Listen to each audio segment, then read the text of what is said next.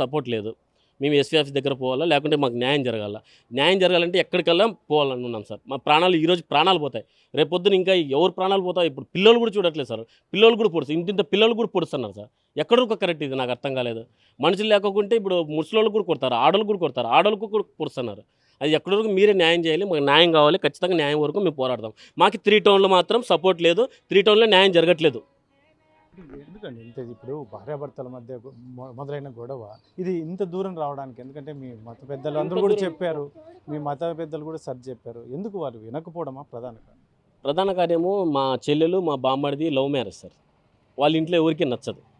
అక్కడ ఉడిపిలో ఈరమ్మని ఒక ఆయమ్మ ఉంది సార్. ఆయమ్మకి అస్సలు నచ్చదు మా చెల్లెలంటే.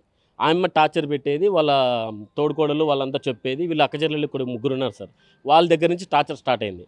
మేము ఆ టార్చర్ ఇబ్బంది ఇప్పుడు ఎప్పటికైనా ఓడి చేయాలని ఎంత టార్చర్ పెట్టినా మేము అదంతా పట్టించుకోలేదు. మెయిన్ మా టార్గెట్ ఏంది, మొగుడు పిల్లలు బాగుంటే చాలు అని ఉన్నాం. మా ఆర్థిక పరిస్థితులు కూడా చాలా బాగాలేదు. మాకు ఎంతో తోచింది అంతవరకు మేము సాయం చేసుకుంటూ పోయినాం. బామ్మడిదికి అవన్నీ చెప్పుకుంటూనే పోయినాం. కానీ చిన్నదానికి పెద్దది చేసింది వీళ్ళే. మామూలుగా ఇది మహిళా స్టేషన్లో కంప్లైంట్ ఇచ్చాం సార్ మేము. ఇట్లా టార్చర్ ఉంది వాళ్ళ వల్ల అని. మా